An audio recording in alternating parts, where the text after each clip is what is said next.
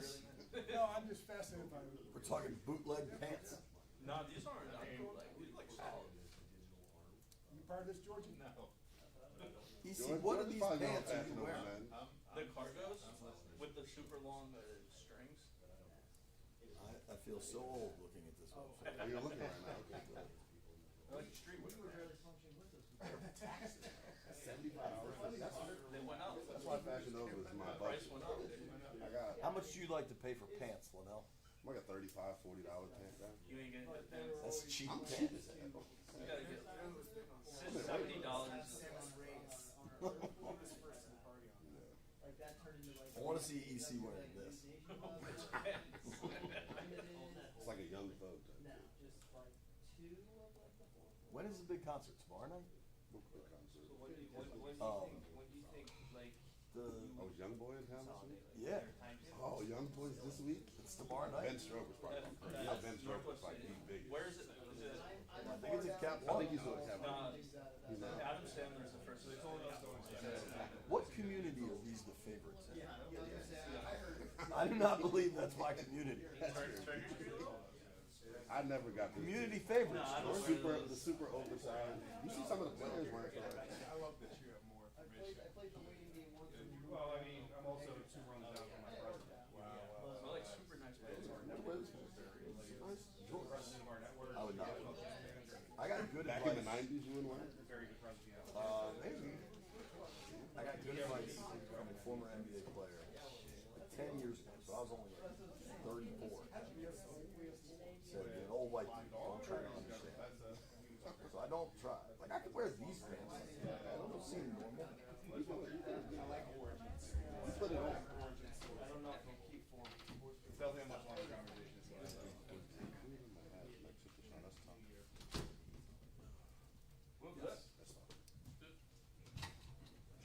Yo, These are the pants I have. proud of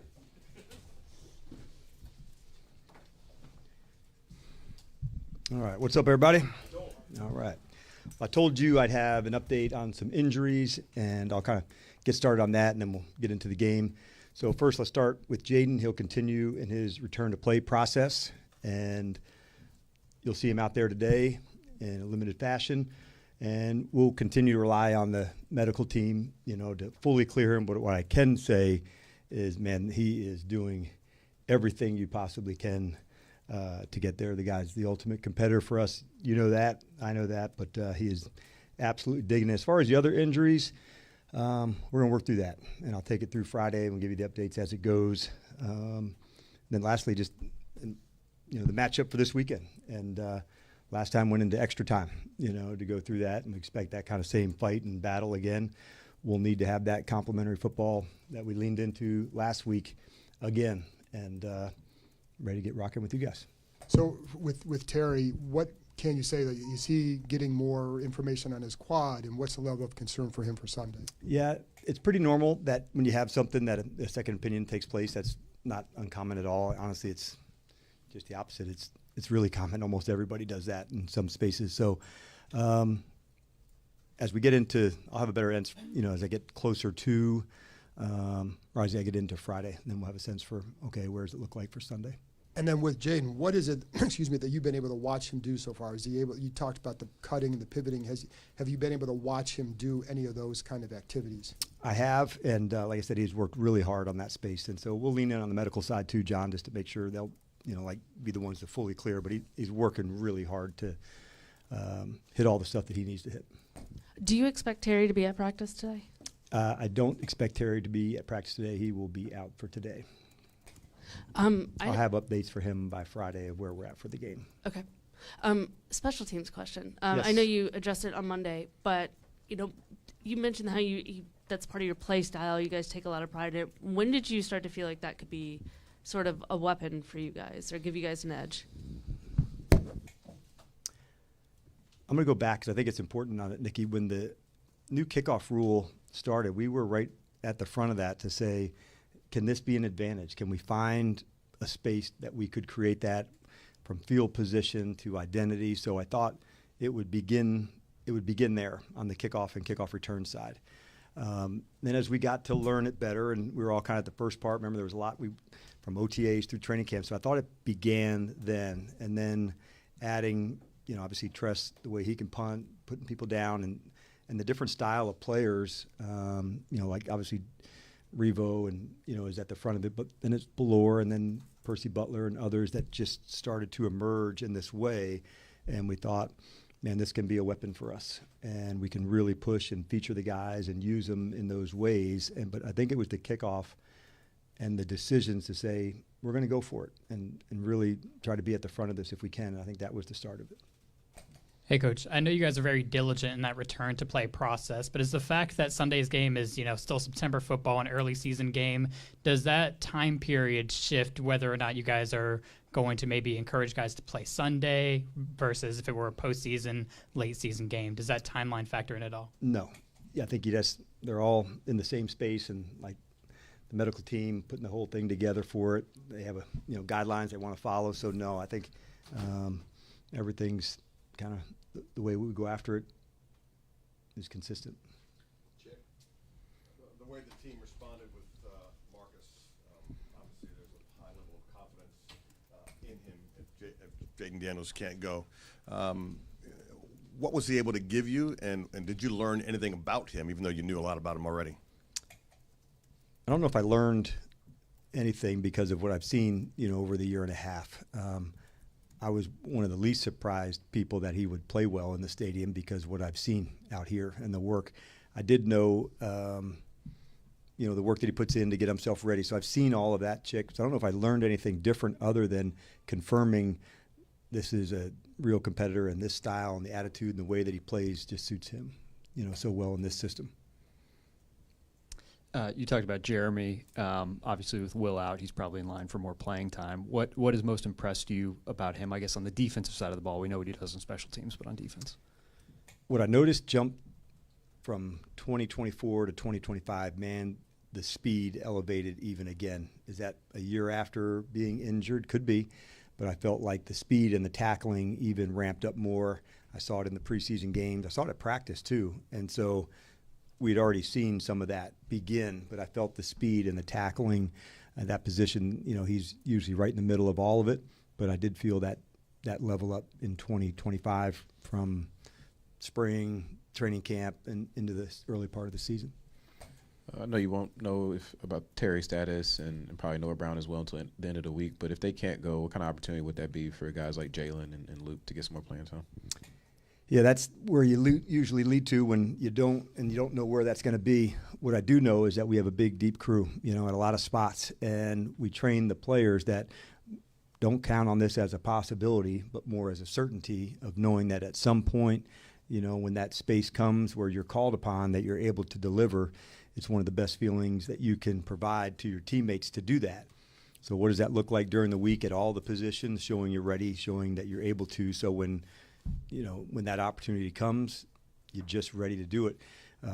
Might be at one position one time and then another one, hey, now it's at this one. And so you just push this 70-man roster all the way forward, all the way in. And if you can demonstrate you're ready, then when your opportunity comes, you have a lot of confidence because you've put the work in.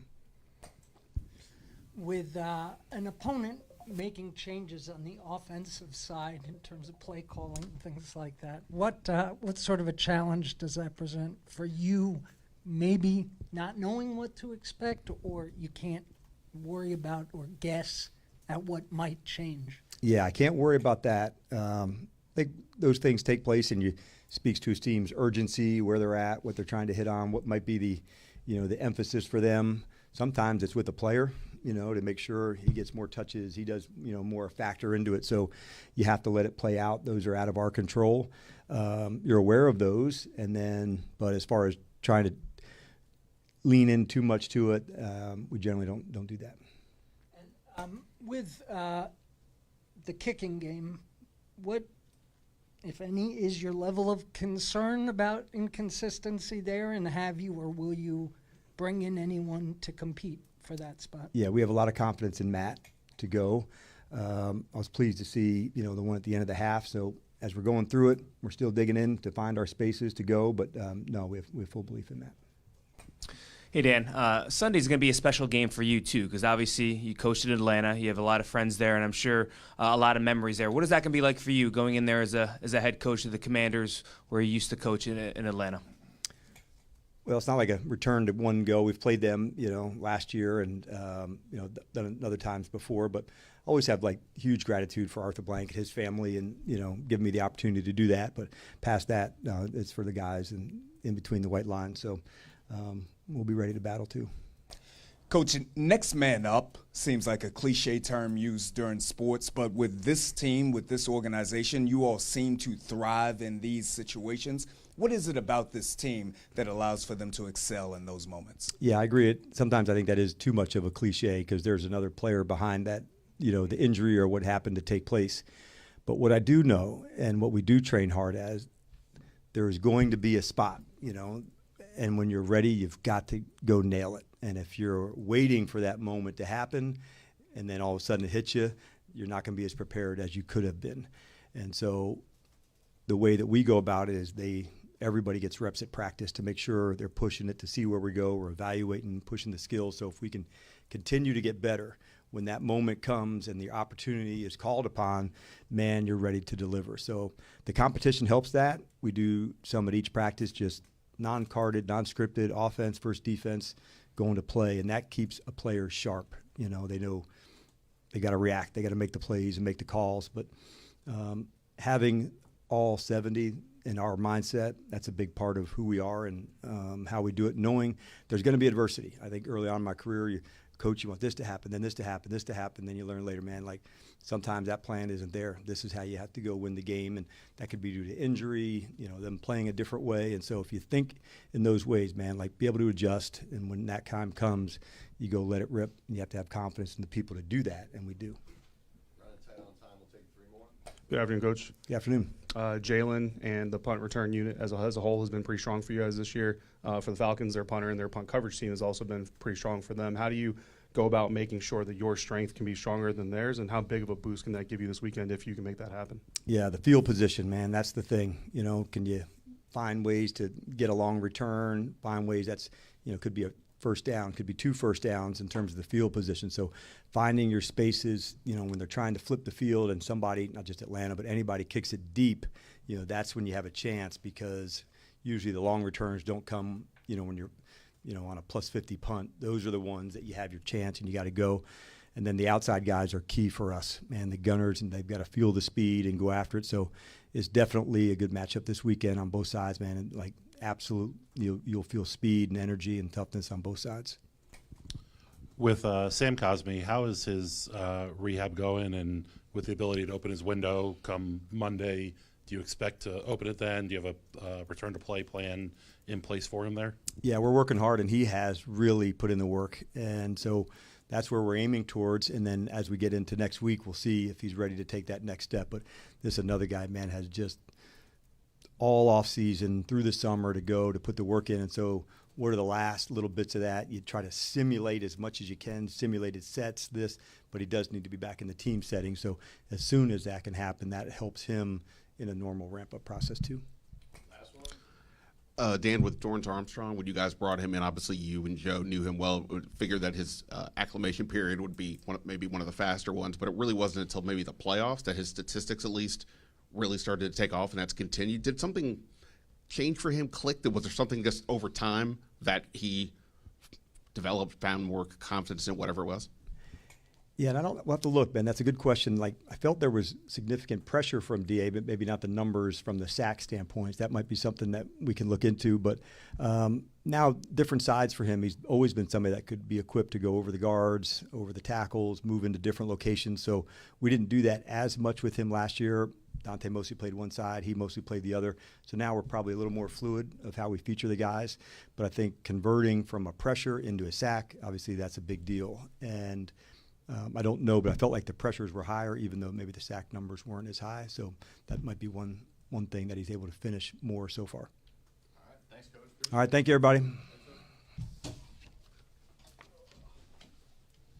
Have a good one.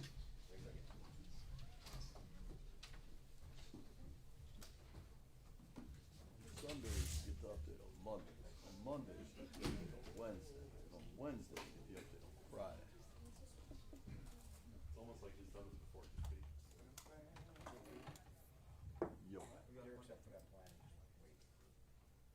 Goldrick, did you see the email? No. Goldrick said go.